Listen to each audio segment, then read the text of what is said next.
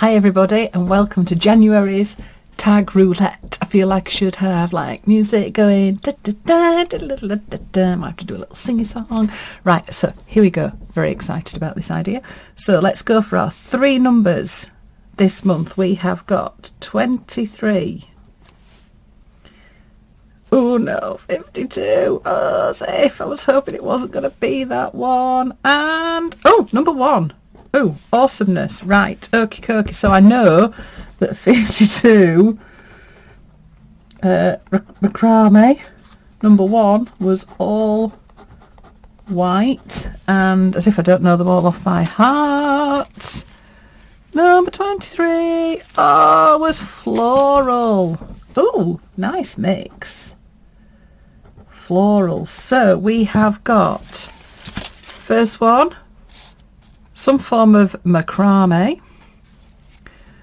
The other one was all white, and then we have got floral. So the idea is we're going to mix them all together. So what I now need to do is disappear off and gather together some materials, and I will be back. Very, very exciting. See you in a min.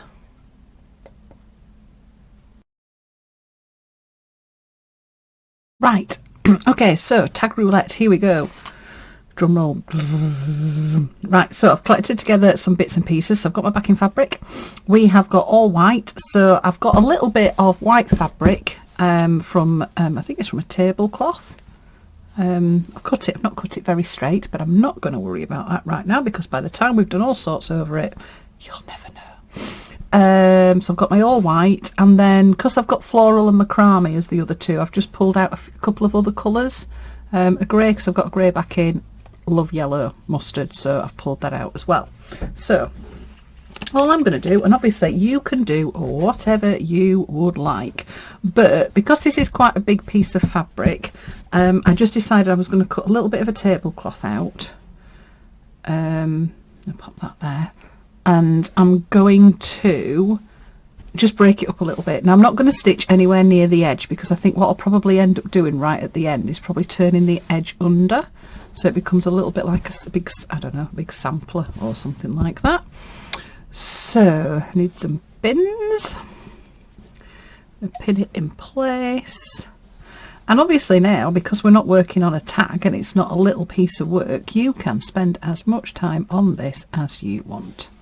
It could be an evening project. So I think I'm going to make a start on it in the videos, and then I'll probably have it just downstairs next to me on the sofa. So if I want to do something just a little bit different on an evening, I can sit and hand stitch. Love having lots of projects on the go. So got my little bit there, and all I'm going to do is start off with, because I just need to make sure it's just tacked on. I can worry about any sorts of stitches afterwards. I'm just going to use a perlé thread, and here we go. First stitch. So it's really interesting to see how it's going to be working not in a hoop. Obviously when we did the tags we didn't work in a hoop. I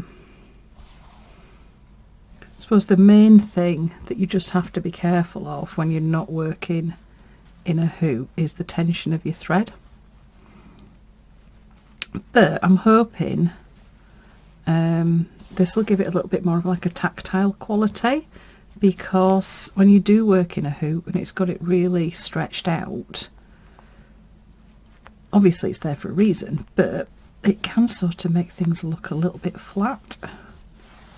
And I just think, oh, stitching's all about texture and warmth and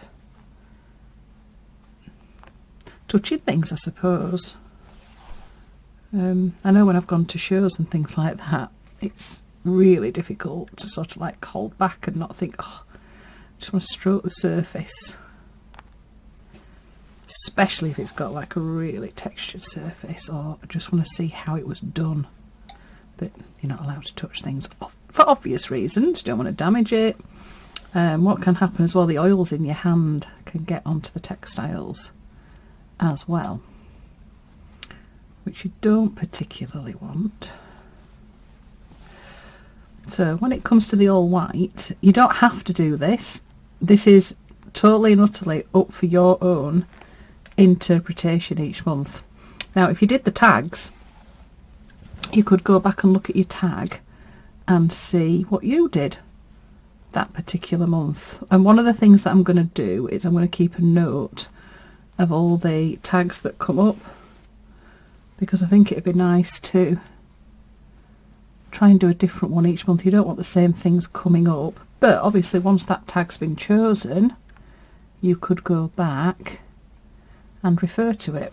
We're also working on a very different scale with this.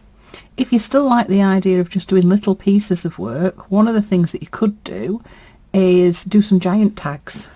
So you could just, out of like cardstock, is just scale up the tag size that you did and do all three things and do like 12 giant tags. You might want to do 12 mini quilts. It could be 12 pages in a book. It could be anything at all. So what I'm thinking about doing is I'll post a video each month, probably somewhere in the middle of the month, so just keep an eye out. And then I will post pictures of my piece, because I'm probably not going to get it all stitched while I'm sat here. Well, you never know. Sometimes it was like when we did the tags, some of the tags took me a lot longer, so I ended up just putting photos on the end. I suppose it depends on how much time I've got. If I've got enough time, I'm quite happy to sit here and just chunter away to myself, as you know. Thank you for all the comments that came when I put the little snapshot of what I was doing. I said I'd be back on YouTube. Here I am. So it's great if you're doing any of the challenges that I'm doing over on Ko-fi and you've decided to do this one. Wow, what a year we're going to have. Hopefully not just this year, it's the start of a new phase. We're coming out of the darkness, which is quite nice. It is quite nice to make, well, things sort of feeling like they're getting back to normal. I think we're going to have to do that, because you have to get on with your life, which I know it's not been easy. And I know some people are coming out the other end and their lives that possibly look very, very different. But hopefully, just a little bit of stitching, a little bit of escapism, a little bit of you time. I think that's one of the things. I know a lot of people say that, oh, I don't have time. I don't have time to stitch. And we do all lead very, very busy lives. But for me, I found that making time for stitch actually improves my life. It improves my day. I love it. Like if I'm at work and I've had maybe not a very good day, I've had some really tough classes or things haven't quite gone according to plan. It's so nice knowing that I can just come home, do what I need to do. Got my little sewing kit next to the settee in the lounge on my little trolley. And I can just pick up some stitching, and some of it is for work, that's like for brooches or work that I've got to sell or stuff like that. But then I think this is just nice because it's not for something, it's for you. And I truly believe that that is so important. Look at that. Gone all the way around. Okay, right, so I'll tie it off on the back. So I'm probably going to do quite a bit more stitching because I think this is going to be quite a nice thing to sit and do. Scissors. There we go. So that's my first bit of all white. So I'm just going to do a bit for each of the pieces. So I've now decided that my piece is going portrait way up. Let's go a little bit bigger. It's going to go portrait, quite like that. It's broken up. I think the reason that I wanted to do that is it's a little bit like when you get a brand new sketchbook and you open your sketchbook and there's that scary piece of white paper looking at you. Sometimes a big piece of fabric can be quite scary, but as soon as you've put something on, it gives you something to work on. Now we're working obviously to bigger scale than we've done before, but it doesn't mean to say that everything has to be big. It might end up being that I start working here and I end up trimming this down a little bit. I might decide it is a little bit too big, so I'm not going to worry about that. So if I think about my florals, you've got a lazy daisy stitch. So I've got my yellow, which I thought was quite nice, quite contrasted. So I think I might do some little flowers going across. So your little lazy daisy is a chain stitch that just goes around. So if I bring that down, just move across a little bit. So your chain stitch is where you come up, just create a little loop, you go back down where you came up, oops, and create a stitch, and just make sure that that thread has gone behind your needle, and then just pull it through, not too tight because you want to create that little loop, and then your needle goes down the other side.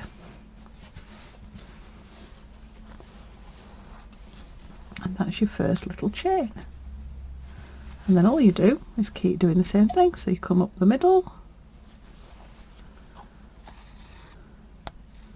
Oh, I need to chop the tail off that. Sometimes what happens when you're stitching is the little tail that you've got, your little loose bit of thread, becomes a bit frayed, and the second it does that, it has a tendency to create a little knot. So create your little loop, back in and do your stitch. Make sure that that thread goes underneath. Pull your thread through, create your loop, and go through the back.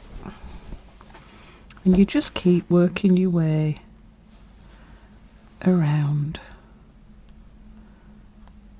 Oh, I think this is going to be my project this afternoon. I've got a piece of lamb cooking in the oven, so I've got some friends coming round later. It's quite nice, can have friends round, I could do cooking. So I'm doing a curried joint of lamb. Not done it before, new recipe. But it's probably got another 5 hours in the oven. Ouch. So I think I'm going to grab my lunch and I'm going to go and sit downstairs, put something on the telly. There's nobody in the house today. I've got the house to myself. Oops, it's gone on there. Oh, I've caught it on the mat underneath. Oh dear. Right, okie dokie, so we need to save it. So just loosen your thread off. Find your little loop. Come on. What's going on there then? Let's pull that back through. There we go.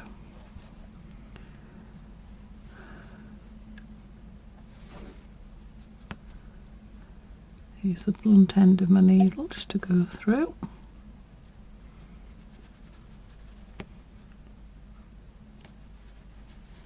There we go. I don't know what happened then. Got a bit caught. There we go. So, I have no idea what I was saying. Oh, I was talking about having the house to myself. So I think I'm going to go and put something on the telly and just chillax.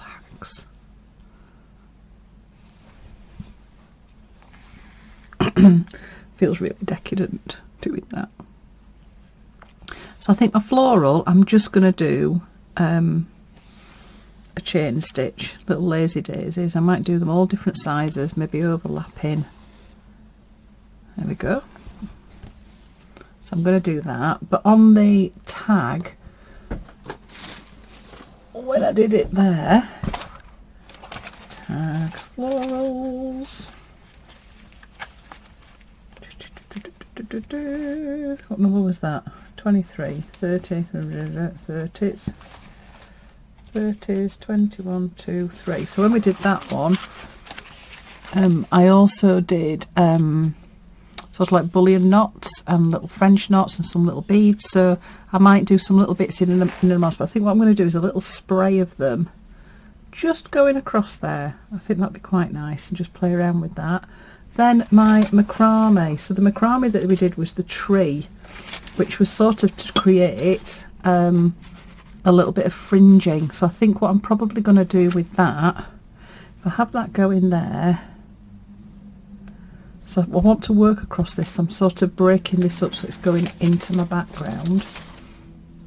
I might go back to my all white. Should I go white? I think so. I think I might go white.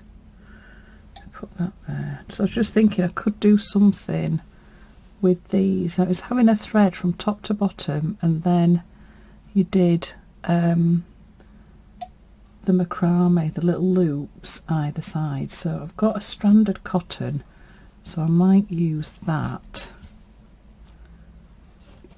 for my bit of macrame, maybe. Ooh, decisions. What should I do? So it's quite a tricky one actually to put in. Now it obviously went from side to side, but I don't necessarily need it to go from side to side. So actually I might create, I don't know, to do a fringe off the bottom, maybe. But it did look quite nice going either side. Oh my god, I thought this was going to be quick. Obviously not. Right, where's my tree? Lost it. Lost the plot. Right, where's the tree? It's there. So that's the tree. So it had the thread from top to bottom, and then you did your little what's it either side.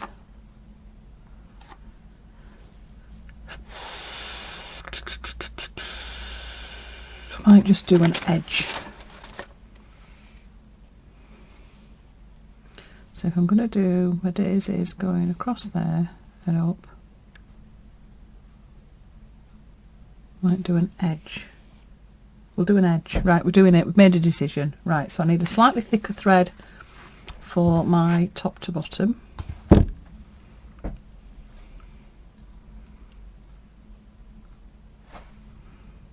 I could do it in two colours.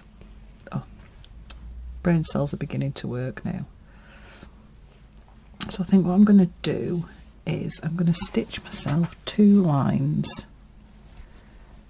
I'm not going to make them that big. One there. Oh, we can't do things in odd, in evens. It's got to be 3. So I'm going to go 1, a bit smaller, and then a bit smaller, and then I'll see what this looks like, and then I may decide to do it on another bit. So I'm going to tie that off at the back. So I'll just start this off. I don't want to do it all because I want to see what my daisy looks like. I've just noticed my nails. I'm sorry. I went out yesterday, I met my sister, and my car broke down and I had to come back on a transporter, but everything's okay. It just meant that the day was just not, it didn't just quite finish as we were doing, and I didn't realise that while I was sat in the van when we were coming back, I sat and picked my nails off. Not a good way really to spend the day, but there we go. Right then, so I need to then get scissors. There we go. So if you remember with this one, you want to make them longer than what you need because it makes your life a little bit easier. And you just get little threads, create a loop that goes underneath your thread. Oh god, sorry. Oh, you can't see what I'm doing. So I've put 2 threads together, you do a loop underneath, and then all you do is go through and pull it through. So that's that one. Just heard it. Silly noises. To go.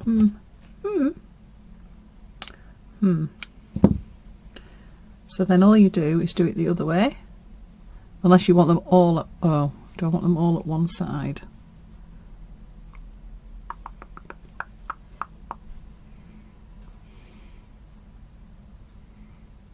No, we'll go both.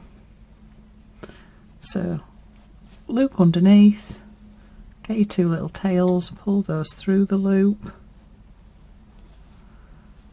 just pull it tight, and then move it up.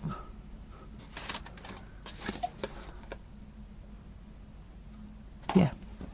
Oh, it's one of them things then I was thinking, is that actually what we did?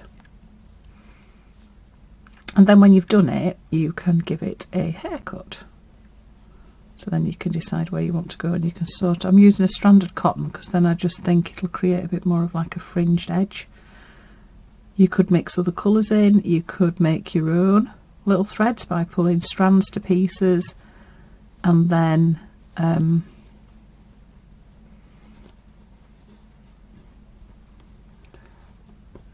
putting them back together again. I'm busy looking at my tree and I'm thinking, I'm not sure that I'm doing this right. It doesn't look... Oh, I've done it wrong. You have to do one side and one the other side. Oh, for God's sake, Anne. I was busy thinking then when I was doing this, it's like, this just looks like my fringing. It doesn't look like my tree. Right, so I've gone wrong. Perhaps I should go and watch my videos as well. Right, let's pull those back out. You do need two, but you do it one at one side and one at the other side at the same time. Oh my God. It's not that long ago I did it either.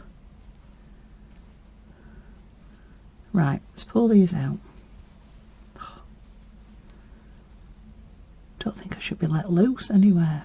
So is it looking then? It's like, it wasn't looking like my tree.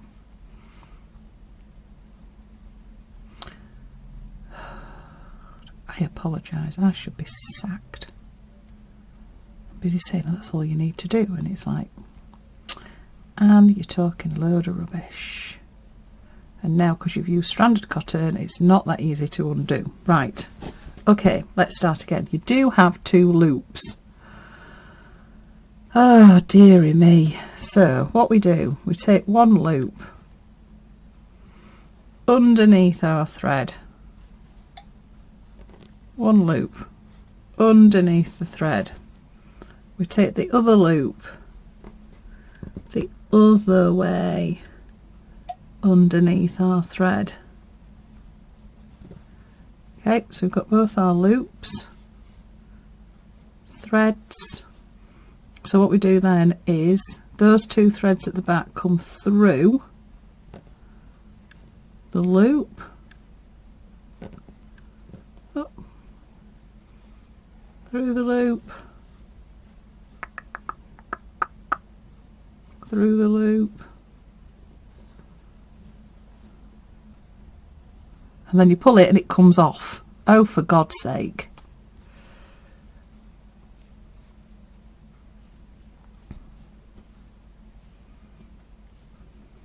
Right.